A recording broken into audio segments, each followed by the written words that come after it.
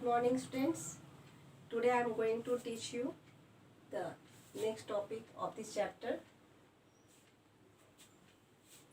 the photosynthesis. ये हम लोग पढ़ चुके हैं. What is photosynthesis? The process of making food by green plants in the presence of sunlight and chlorophyll with the help of carbon dioxide and water is called photosynthesis. जिसमें हम लोग पढ़ चुके हैं the function of guard cell का. Guard cell का stomata का function क्या है, गार्ड सेल क्या होता है.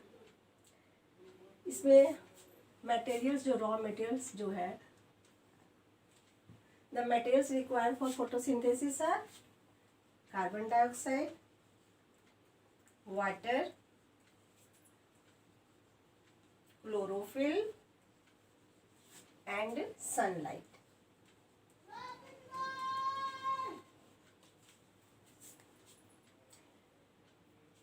ये 4 मटेरियल्स रॉ मटेरियल्स जो है ये सभी फोटोसिंथेसिस के लिए जरूरी होते हैं. When all these raw materials are present in the leaves, the process of photosynthesis begins. And the site of photosynthesis is leaf. तो जब सभी रॉ मटेरियल्स जब लीफ में आ जाते हैं तो फोटोसिंथेसिस का प्रोसेस शुरू हो जाता है. During photosynthesis water molecules break up into hydrogen and oxygen. Now this hydrogen molecules is combined with carbon dioxide and form glucose. क्या बनाता है ये? ग्लूकोज बनाता है. Hydrogen molecules hydrogen and oxygen में जो है ये टूट जाते हैं, ब्रेकअप कर जाते हैं और ये ऑक्सीजन जो है ये क्या होता है, it release into the atmosphere. Carbon dioxide hydrogen के साथ मिलकर क्या बनाता है, इट फॉर्म ग्लूकोज. तो ये कंप्लीट प्रोसेस हो गया फोटोसिंथेसिस का. ग्लूकोज जो है वो it is converted into starch and it is stored in the some parts of the plant, in root, in stem, in leaf also. तो ये ग्लूकोज जो है किस चीज में चेंज हो जाता है, स्टार्च में. इट कन्वर्टेड इनटू स्टार्च और स्टोर हो जाता है in stem, in root and leaf also, in fruits. तो this is the complete process of photosynthesis.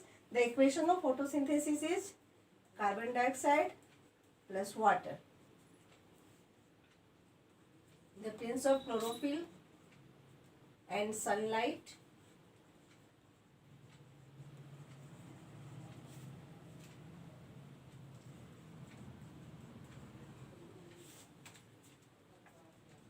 और ऑक्सीजन जो है उसमें ये क्या होता है, एटमॉस्फेयर में चला जाता है. ठीक है.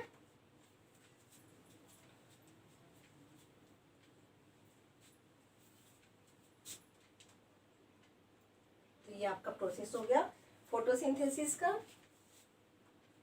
हम लोग इसको बैलेंस कर लेंगे. Oxygen release into the atmosphere. Now importance of photosynthesis. Importance of photo, इसका क्या इंपॉर्टेंस है? What is the importance of photosynthesis? Photosynthesis यदि प्लांट नहीं करेंगे तो क्या होगा? Without photosynthesis we would not have food. यदि फोटोसिंथेसिस नहीं होगा तो हमें किसी को भी फूड नहीं मिलेगा. Because with the help of photosynthesis plant make food for all of us. We get food from plants. Animals also get food from plants. Herbivores animals क्या खाते हैं, plants को खाते हैं. और herbivores को कौन खाता है, carnivores खाते हैं. तो ये एक फूड चेन है between the plants and herbivores and carnivores. तो animals जो है वो फूड कहाँ से लेते हैं, प्लांट से. और ये फूड बनता कैसे है, with the help of photosynthesis. Photosynthesis it also maintain the ratio of carbon dioxide and oxygen in the atmosphere. ये क्या चीज़ के रेशियो को मेंटेन करते हैं, carbon dioxide and oxygen. Because during photosynthesis plant takes carbon dioxide and release oxygen into the atmosphere. और इस oxygen को फिर हम लोग यूज करते हैं. तो ये ऑक्सीजन क्या है, ये लाइफ गैस है जो कि हम सभी के लिए ज़रूरी है.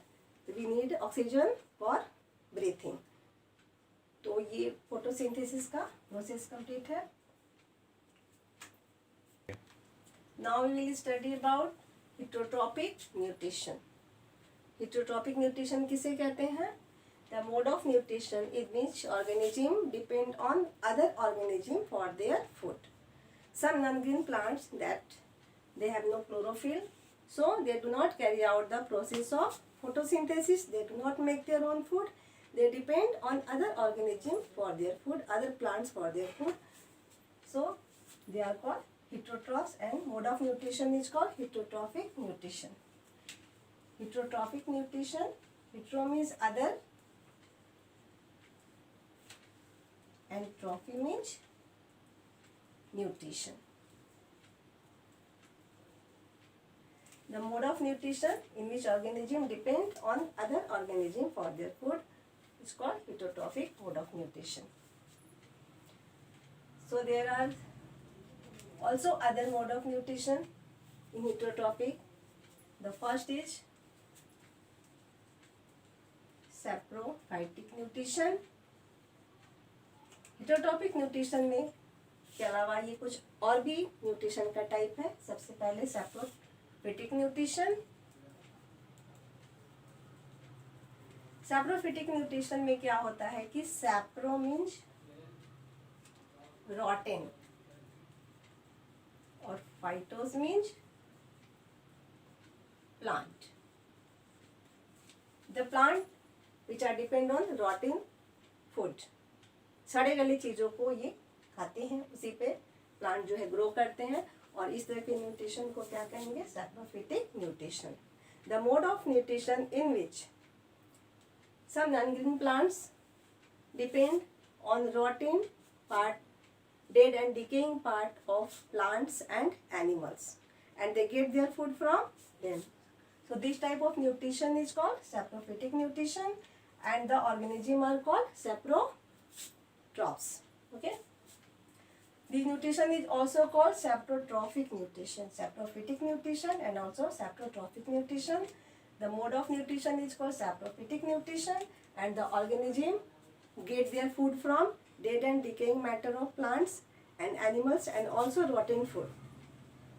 Those organisms are also called saprotrophs. Example: fungi such as mushroom, yeast, bread mold, ये सभी जो है फंगस है। Some bacteria also, these all are saprotrophs. They get their food from dead and decaying matter of animals and plants. तो ये सब जो है क्या है? ये saprotrophs हैं, सड़े गले चीज़ों से अपना फूड जो है वो लेते हैं। तो ये किस तरह से फूड को लेते हैं, किस तरह एब्जॉर्ब करते हैं? तो इनमें से कुछ सिक्रीशन होता है एंजाइम्स का, जो रॉटेन पार्ट होते हैं फूड के, या डेड और डिकेइंग मैटर जो होता है एनिमल्स और प्लांट्स का, उसको ये ऑर्गेनिक जो कॉम्प्लेक्स ऑर्गेनिक मैटर है उसको क्या करते हैं कि सॉल्युबल फॉर्म में चेंज कर देते हैं, सिंपल सब्सटेंसेस में चेंज कर देते हैं, then they absorb the food. जैसे कि ब्रेड मॉल्स। ब्रेड मॉल्स जो है वो आप लोगों ने देखा होगा कि ब्रेड या चपाती यदि ज़्यादा दिन तक पड़ा हुआ रह जाए तो उसके ऊपर कुछ जो है ये कॉटन लाइक स्ट्रक्चर जो है ये बन जाता है।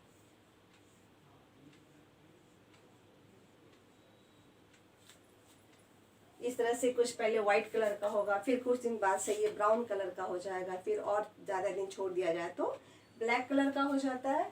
तो ये ब्रेड को यदि आप क्या कीजिए, ब्रेड लीजिए, उसमें थोड़ा सा उसको गीला करके किसी बॉक्स में रख के, किसी बर्तन में रख के, उसको ढक के हल्का सा उसको छोड़ दीजिए, तो आप लोग देखिएगा कि इसमें एक कॉटन लाइक स्ट्रक्चर ग्रो करने लगेगा, और वो क्या है? वो ब्रेड मोल्ड है, तरह का फंगस है ये, और ये क्या है? रॉटेन फूड पे ये उग रहा है। ठीक है, तो इसका ये जो राउंड स्ट्रक्चर है, this structure is called sporangium.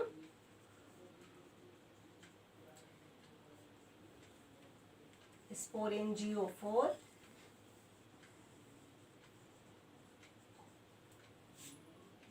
there are some root-like structure, rhizoids.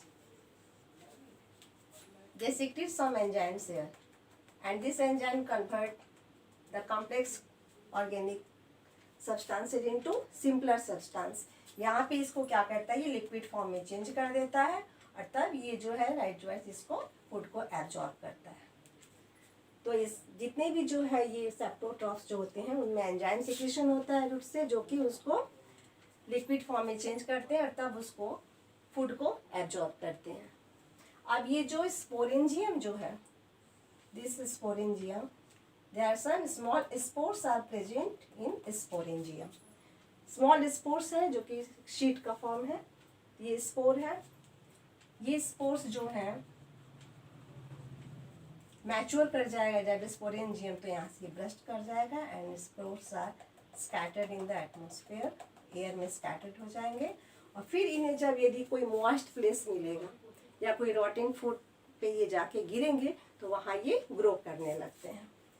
तो ये स्पोर्स से इसमें रिप्रोडक्शन होता है। तो these are fungi bread mold.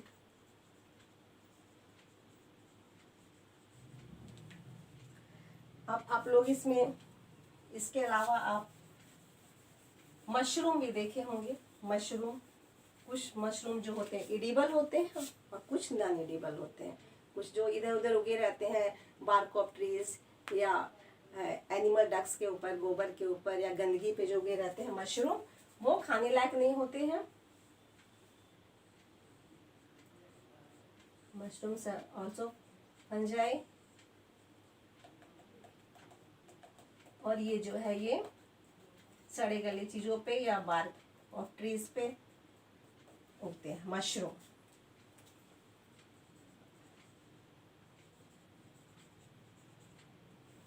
तो ये मशरूम भी आपका हो गया। ये क्या है, सेप्टोट्रॉप्स है, ब्रेड मॉल सेप्टोट्रॉप्स है। ईस्ट जो है ये भी सेप्टोट्रॉप्स है।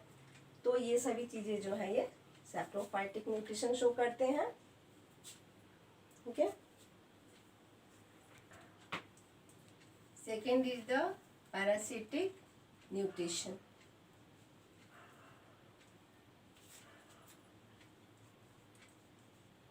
Parasitic nutrition. What is parasitic nutrition? Some organism take food from other organism. So this type of nutrition is called parasitic nutrition. There are two words, parasite and host. And host. Parasite किसको कहते हैं और host किसको कहते हैं? The organism which take food from other organism is called parasite. And दो organism जिसके body से फूड लिया जाता है। पैरासाइट जिस ऑर्गेनिज्म के बॉडी से फूड लेता है उसको होस्ट कहते हैं, और पैरासाइट किसको कहते हैं, जो कि दूसरे पे डिपेंड होता है, दूसरे से फूड एब्जॉर्ब करता है। They are called parasite. अब पैरासाइट जो होते हैं वे कितने तरह के होते हैं? There are ectoparasite, endoparasite, total parasite and partial parasite.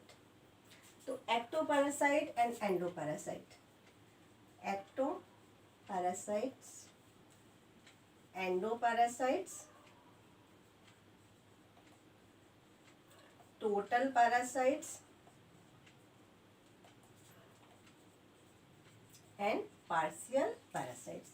Ectoparasite means जैसे कि किसी ऑर्गेनिज्म के बॉडी के ऊपरी भाग पे यानी ऊपर रहता हो और उससे अपना फूड जो है वो लेता हो। जैसे कि बहुत सारे एनिमल्स के बॉडी पे हम लोग देखते हैं कि कुछ उसमें इंसेक्ट रहते हैं या लाइस जो है वो, ये जो रहता है, हम बहुत बच्चों के बालों में भी इंसेक्ट रहते हैं, तो वो एक्टोपैरासाइट हो गया। एंडोपैरासाइट यानी कि हम लोग के बॉडी के अंदर भी इंसेक्ट्स रहते हैं, जैसे टैपवर्म हो गया, फ्लैटवर्म जो हो गया, ये हो गया, मलेरिया पैरासाइट, ये सब हमारे बॉडी के अंदर रहता है, तो वो एंडोपैरासाइट्स हो गया।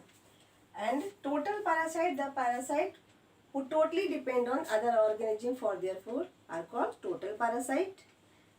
And partial parasite, the parasite which do not totally depend on other organism for their food are called partial parasite, यानी कि ये पैरासाइट जो है पार्शियल पैरासाइट कुछ काम खुद भी करते हैं और कुछ जो है जिस ऑर्गेनिज्म पे ये डिपेंड होते हैं उससे अपना फूड लेते हैं।